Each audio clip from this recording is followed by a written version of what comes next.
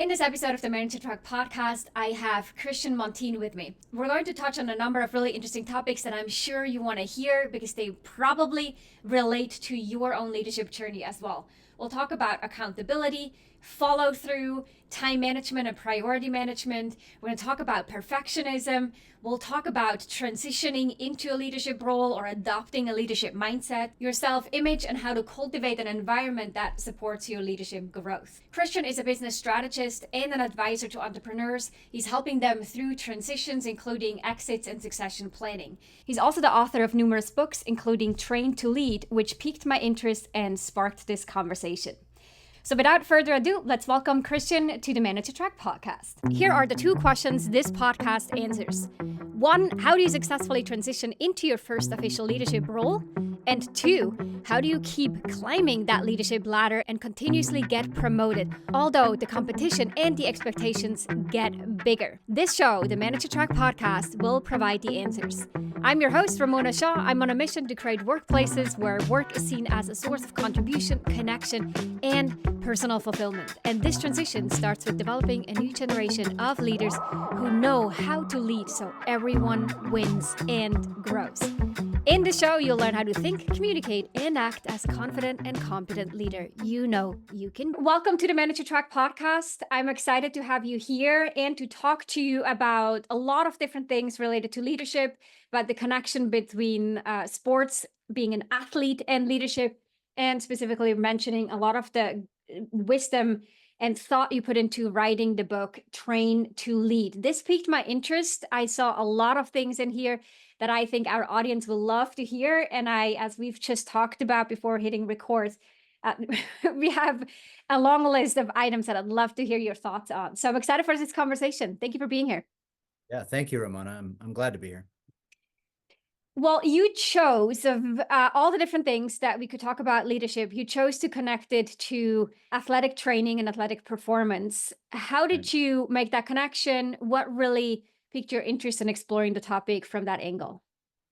Yeah, so the connection came from my own personal background, which I've always been involved as an amateur, but I've always been involved in athletics and sports and fitness. And for about 12 years as kind of a hobby, I was a strength and conditioning instructor.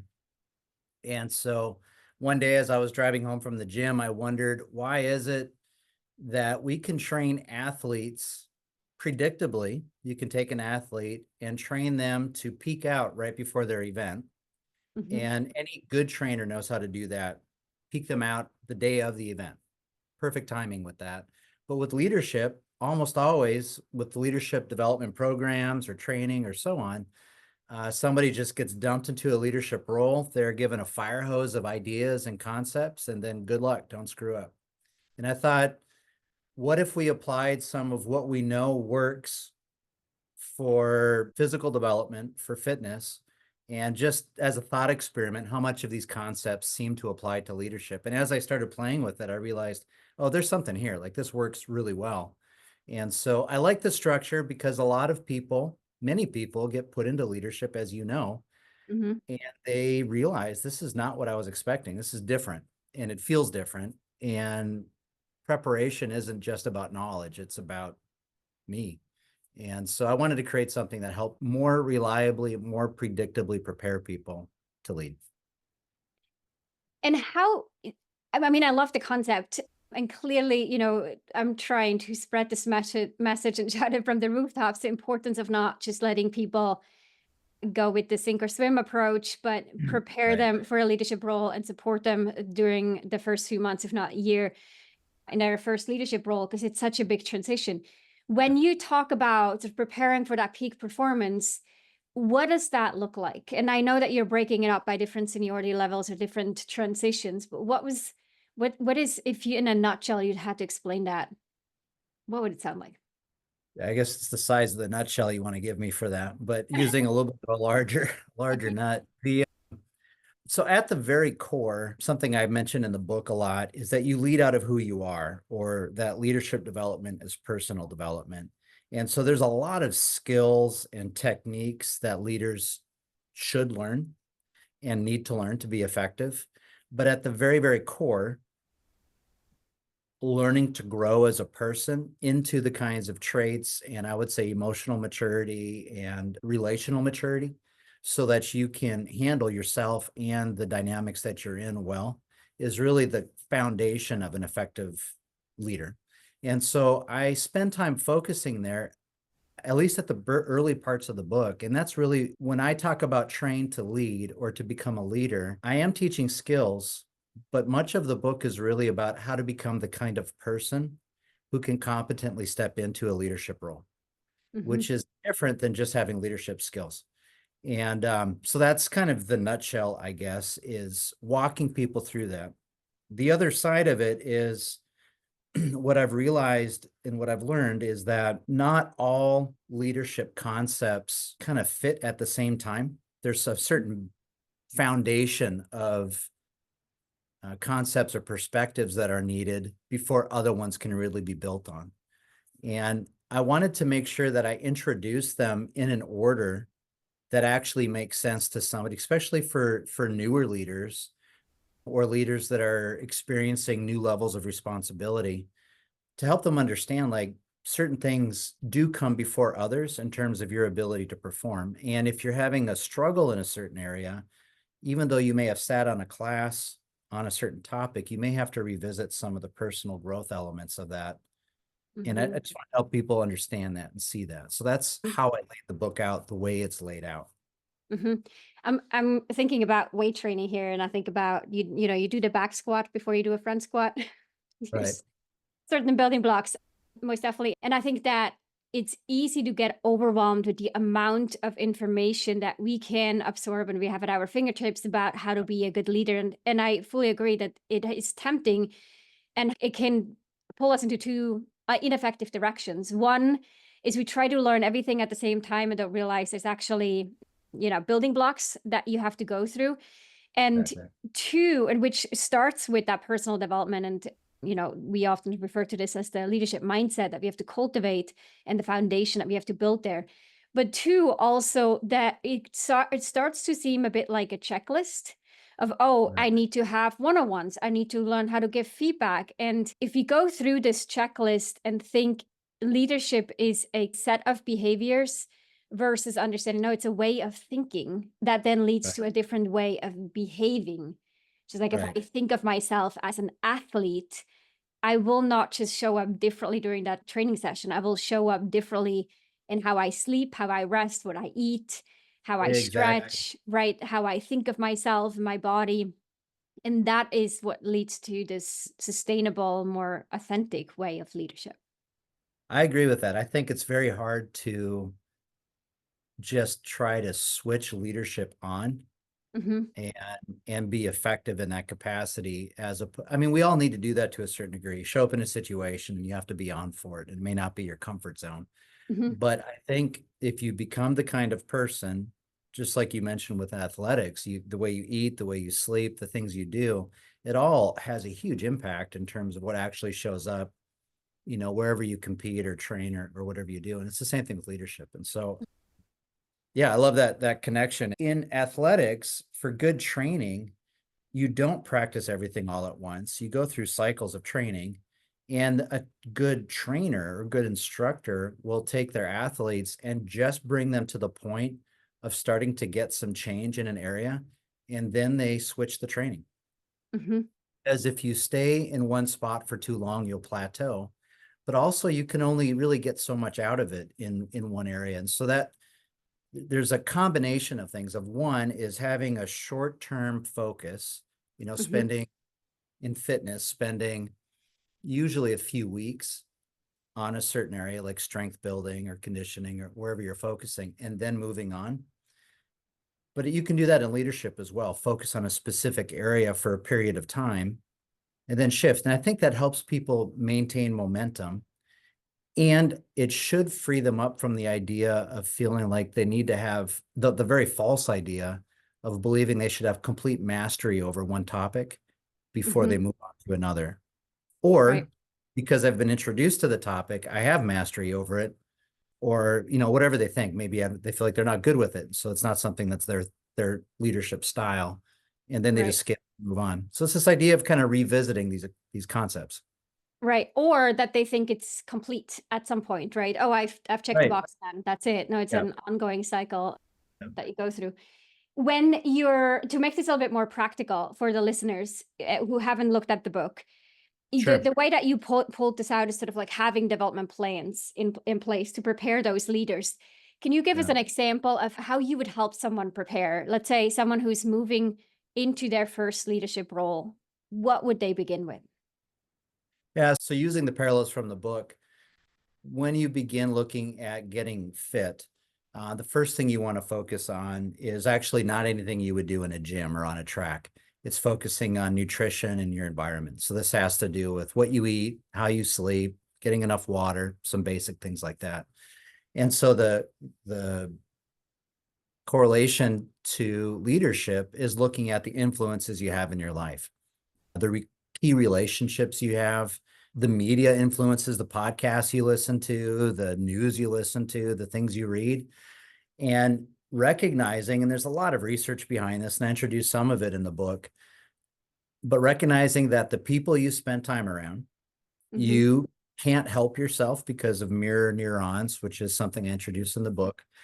But the way we're designed is to actually be influenced by people that we're around. And so if we're around people that are inspiring to us and are living lives that are similar to who we want to become, it helps pull us forward. On the other hand, if we're around people that are not, it keeps us stuck or pulls us back. Same thing with listening to podcasts like yours. It's bringing in good nutrition, good ideas, good concepts, inspiration, versus other things which may be, whatever, more cynical or discouraging or distracting or something like that, kind of the junk food of podcasts or other media. The news, for example, is often that way. And so just paying attention to that and curating that, because these are things that construct and inform how we see ourselves and how we see the world around us. And leaders, to a very large degree, have to be interpreters of reality so you can help people navigate it. And if we don't see it from a perspective that's optimistic and constructive and sees potential, it's very hard to lead people towards anything of value. So that's where I would start. And then you go on from building that to basic skills, which have to do with self-management, what I correlate to conditioning. And then you build in strengths, which is the ability to move people. Mm-hmm. And then power, which is the ability to move people or change directions in situations quickly.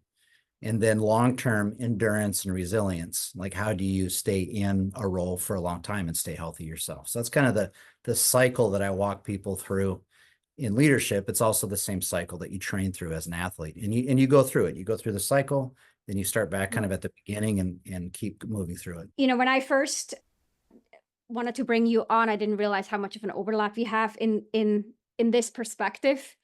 But as I was diving into your book and listening to you, how we see the world the same way in terms of leadership development that actually creates sustainable, lasting results, where it all starts with what you call the personal development, the clarity around like what are the influences, how do you see yourself, who are your role models, what is it that you want to achieve, what are those influential factors, self-leadership, emotional management. And then from there is really where you start to build the skills. And that again also has to come in a certain order. That's how we go about our programs as well, very intentionally designed in order to provide the best possible outcome. Yeah. I love that. So let's talk about something maybe less fun. We'll see. Okay. You talk about leadership toxins. Yeah. What are those?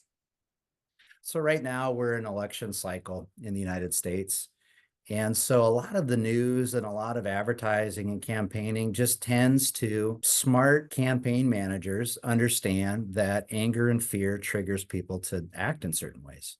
Mm-hmm. And so a lot of advertising touches on that. A lot of political conversations touch on that. And it's intentional. It's to try to provoke a reaction from people. Anger and fear are not fantastic motivators for leaders. It creates a distortion in perspective. It pushes you towards fight or flight responses as opposed to more critical executive thinking. And it just kind of undermines the quality of leadership you can provide. So that's an example of I think as Americans, we should vote. I think whatever country you're in, you should participate in your processes. But I think being aware of how certain messages try to manipulate certain responses out of you that aren't necessarily healthy for you or for your perspective or where you try to lead or where you need to be able to lead. And so being able to identify those and then limit those so you're not getting too much of that into your life, if you can eliminate it completely, is part of what I'm talking about. Some of this also has to do with relationships. And this is very difficult, but it is actually one of the key elements of people who are able to take off in their career trajectories or in their leadership roles is not, this wasn't a scientific statement, but there is science behind it. Jim Rohn, who is a motivational speaker from like a previous generation, used to talk about we are the average of the 5 or 6 closest relationships that we have. And there's some really good studies like the Framingham Heart Study that actually establishes the scientific basis for that concept, which is that our closest relationships shapes us. And if as a leader, your closest relationships are people who are not visionary, who aren't that motivated, who are cynical, are critical, aren't really trying to grow, it's going to impact you in some way and not in a positive way. On the other hand, if you're surrounding yourself around people who have great ideas, who are motivated to better their lives, who are motivated to better the lives of others, who are constantly trying to grow and learn, that's going to impact you in another way. And so as you're looking at the relationships that you surround yourself with, you have to think about what are the influences I'm bringing in, and are they toxic? In other words, they're somehow causing me to be sick or to be weak in some way, or are they health-giving, life-giving? And being able to curate those. I don't mean necessarily that you just get rid of certain relationships. You can't always do that.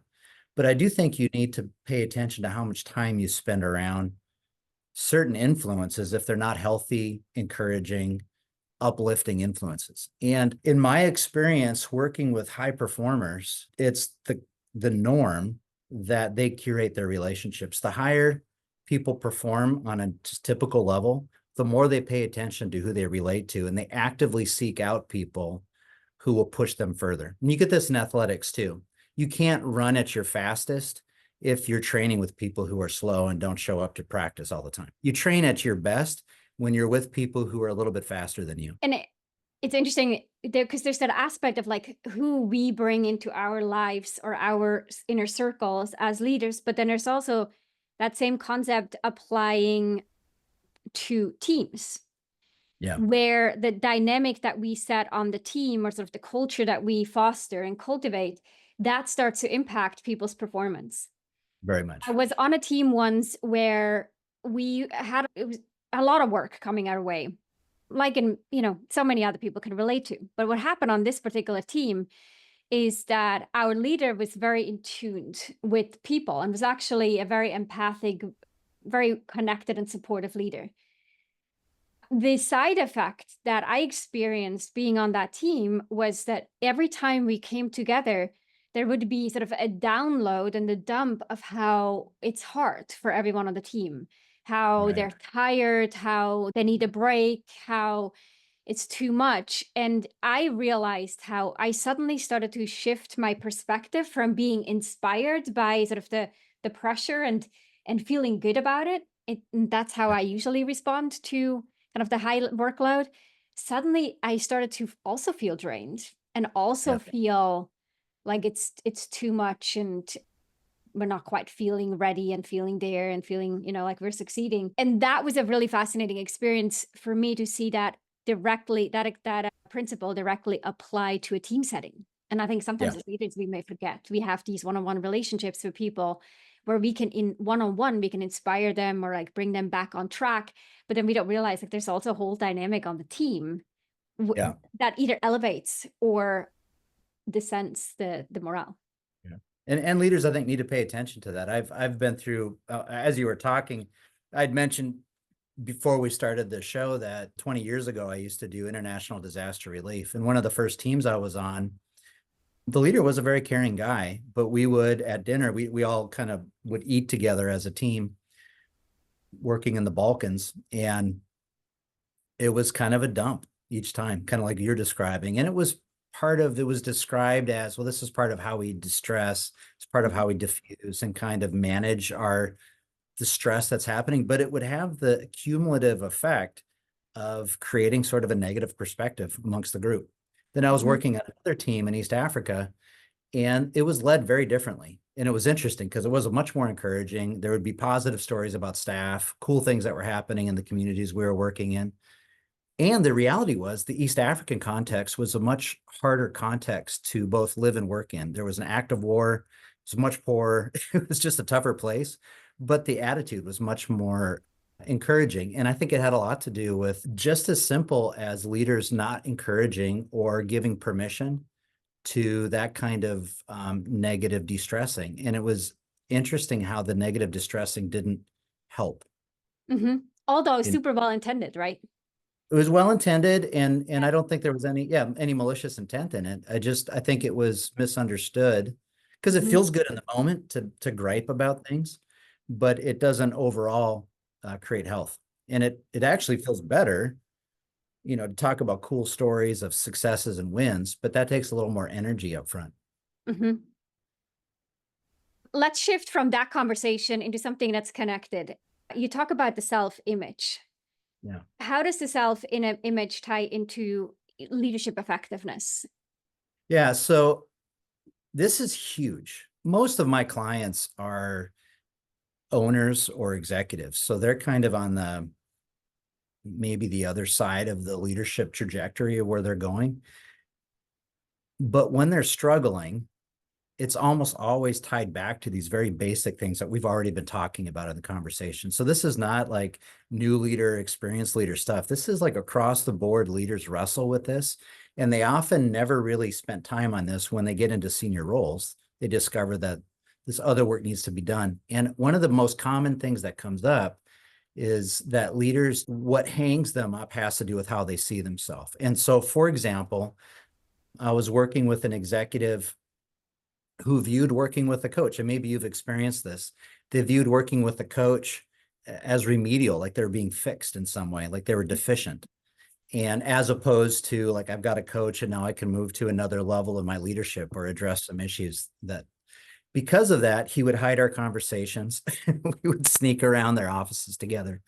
And I think because he didn't want to see himself as someone that was broken and needed to be fixed, which wasn't how I saw him or how I was relating to him, but he tended to relate to the recommendations or the projects that we would work on or the assignments from this perspective of, but I'm not broken. And so there was this initial resistance to it because he had a hard time seeing himself as someone that wanted to pursue growth as opposed to brokenness. So now when I start out with my clients, I try to catch, this was early on in my career. I didn't know to do this. Now I'll often tell people like, hey, this is like we're working with, you're already a pro athlete. We're trying to get you to the Super Bowl or whatever the next big event is. You're already one of the best. Let's get you to another level. And that helps them reframe this idea. But it's very important.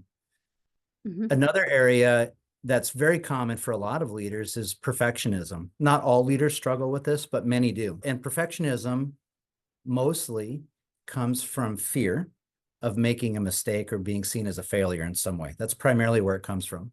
And so if leaders have that as a self-image, like I have to always get it right, then that can manifest in different ways, but it can make it very difficult for them to acknowledge making mistakes, which makes it harder to learn and to grow. It can make them want to hide things and resist accountability. It can show up in lots of different ways, being more critical of others, not allowing others to make mistakes because they're afraid it'll reflect poorly on the leader, for example. And so these are examples, I guess, of how your self-image tends to create reactions which don't end up serving your team well or serving yourself well. And so if you focus on building a healthy self-image, it makes it easier for you without even thinking about it to just naturally relate in a way that's constructive. I think this is really where the power of coaching comes in, where a lot of the tactical work, which is part of our programs too, and I'm sure you do this as well, where we talk about frameworks and guides and sort of behaviors that are effective. or practices that lead to the results our clients want to get to. But then the seeing like, oh, here's how perfectionism then leads me to avoid failure, leads me to, Right. hold the golf club a little too tight and be a little bit too controlling. And Yeah. perfection is just one of them, but how our self-image defines us and restricts our growth, Oh uh, yeah. if we're not able to see it and then manage it or let go. Yeah. Yeah. I was just talking to a friend of mine the other day who was offered an opportunity for a significant promotion. And he is the kind of person who I think would be a very successful leader. He has a lot of the personality trait and the self-discipline. But it was interesting. His comment was, I'm just not that kind of a guy. Mm, He's a worker. He wants to get out there and do his thing. And it's not wrong. Not everybody needs to step into leadership or management.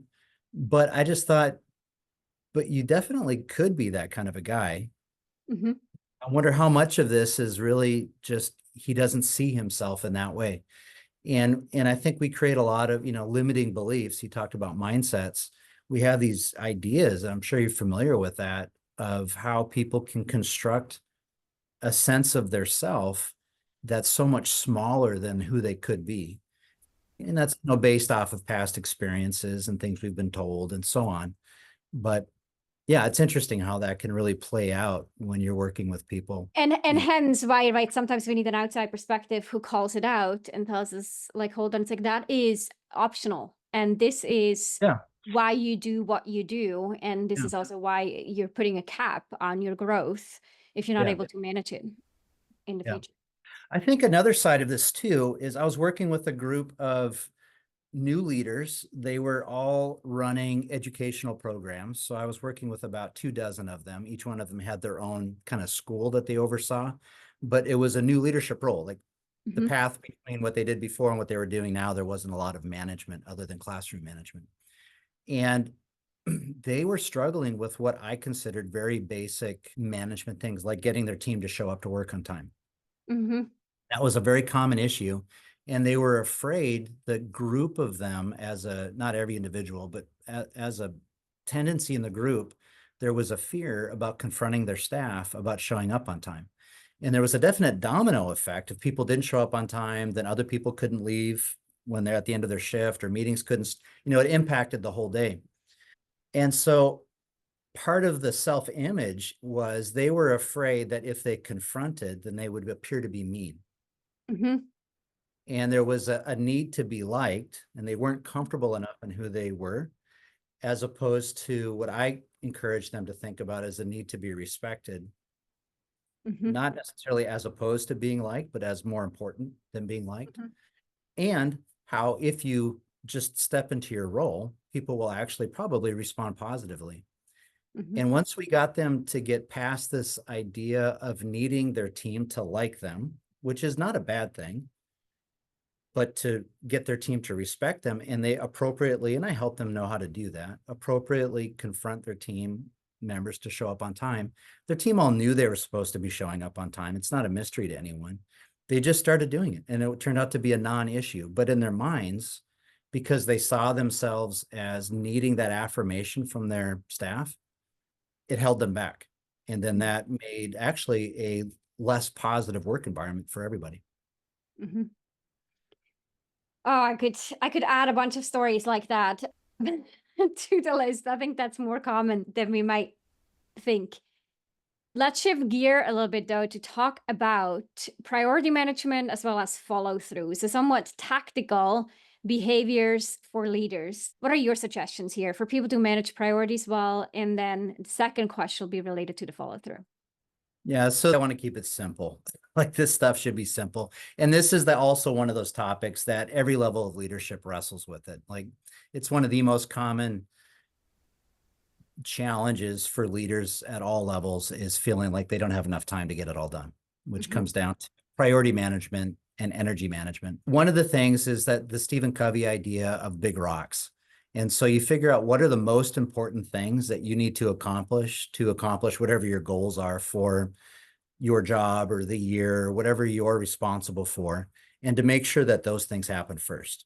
So to really get out a sharp knife, say no to everything else, delineate what is really critical or crucial for me to accomplish, and what work do I need to do this week? Do I need to do today to make that happen? And then put that into my calendar. It's the idea, the big rocks concept, for those that aren't familiar with it, comes from the idea that if you have a jar and you fill it full of all the little things that fill up your time, answering emails, phone calls, that's like putting sand in the jar or water in the jar, then putting sand in it, then little rocks, and then big rocks, and you can't fit all the rocks in. On the other hand, if you put the big rocks in first and then put in the littler rocks and then put in the sand, you could pour all the water in and everything will fit. So it's this concept of making sure that the most important things have command of not over just your schedule, but your best time in the schedule. Over a typical 8-hour workday in the US, people's energy will ebb and flow.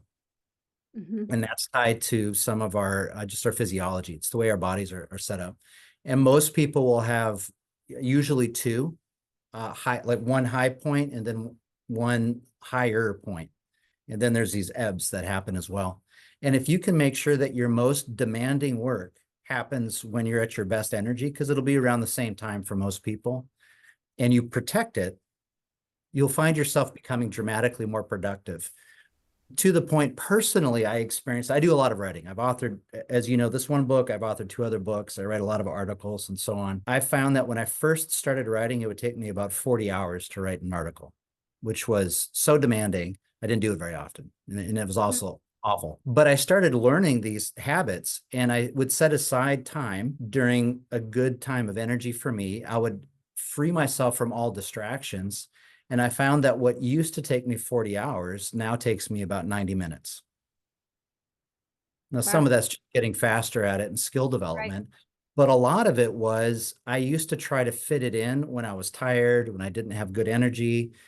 I would try to fit it in around distractions and all of those kinds of things. And I didn't realize how much that eats away at your ability to be productive. So my message on this topic for leaders is every leader you've ever met has exactly the same amount of time in a day.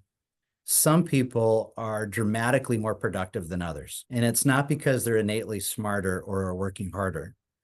It's because they're working smarter, but I don't mean that they have like more intelligence, but they are working smarter. They're putting the very important things in at the right place of their day, and they're not allowing other things to interrupt that.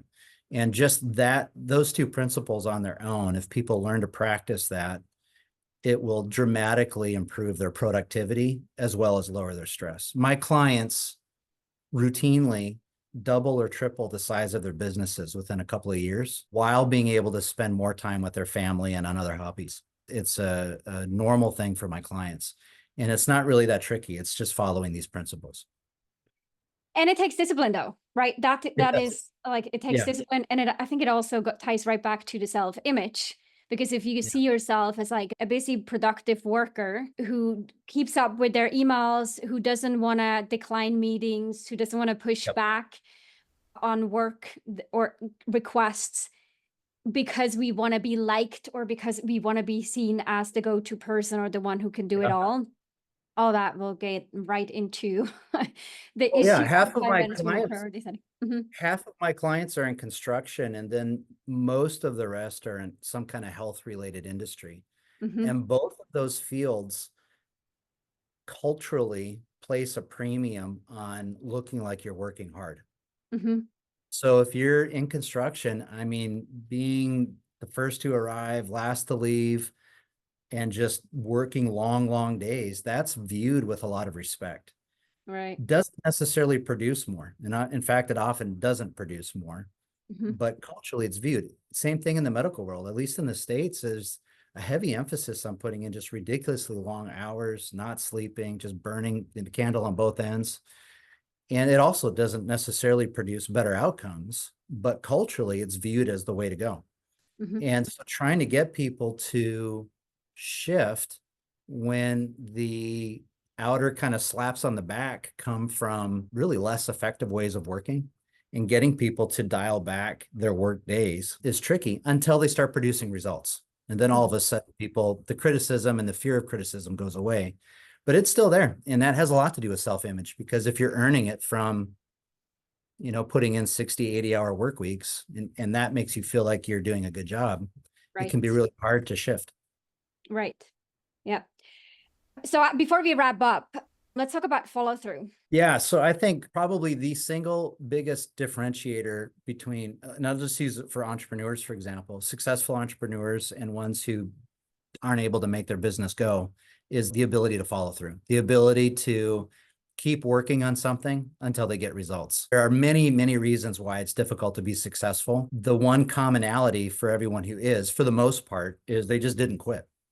Mm-hmm. And I think it's that same thing for anyone that's stepping into a leadership or management role, is understanding that the job will often be challenging or hard. Much of that's actually more in our mind than in reality.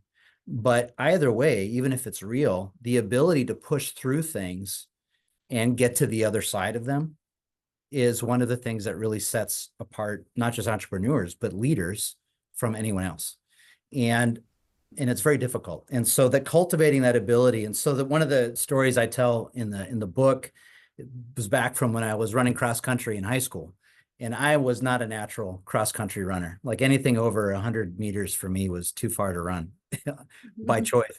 But I was running, cross country. So running, training for 3+ mile races, 5K races. And I remember running this trail and I just thought, okay, I just need to make it to the next light post. The next light post is maybe 50 meters away or 100 meters away.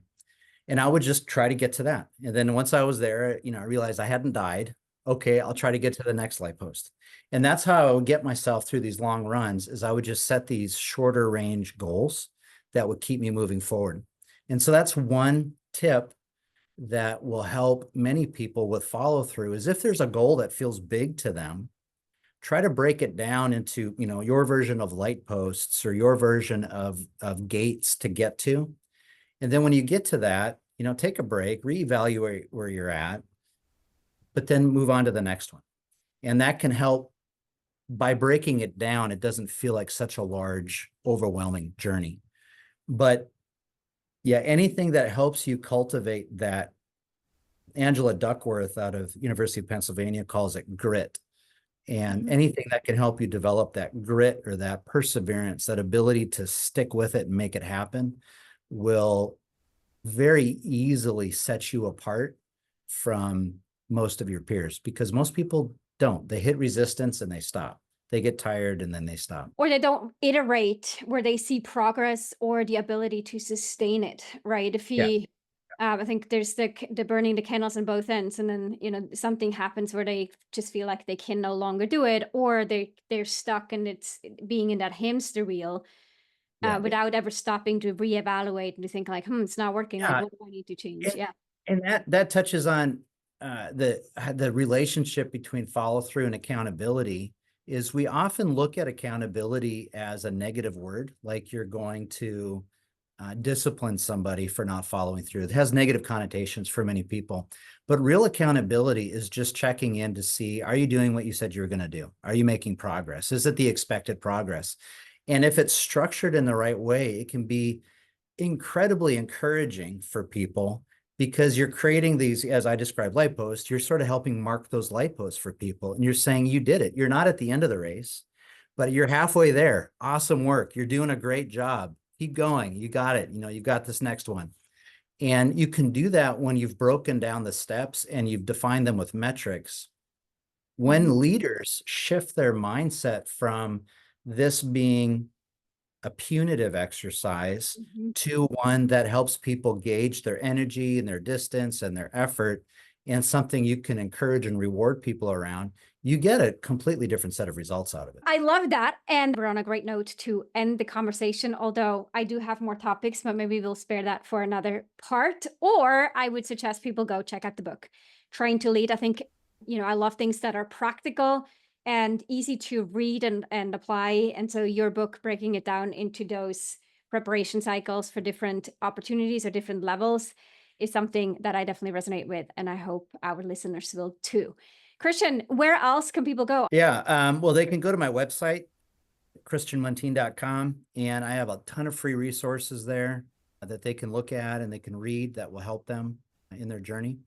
The book itself has a self-assessment guide and has training plans so you can self-coach. So those are probably the two primary places. Awesome. We'll link those in the show notes. Thank you, Christian, so much for being on and sharing your perspectives and experiences on the leadership front. I appreciate you and the conversation. Yeah, it was good to be here, Ramona. Thank you. If you enjoyed this episode, then check out 2 other awesome resources to help you become a leader people love to work with. This includes a free masterclass on how to successfully lead as a new manager. Check it out at arcova.org/masterclass. The second resource is my best-selling book, The Confident and Competent New Manager: How to Quickly Rise to Success in Your First Leadership Role. Check it out at arcova.org/books or head on over to Amazon and grab your copy there. You can find all those links in the show notes down below.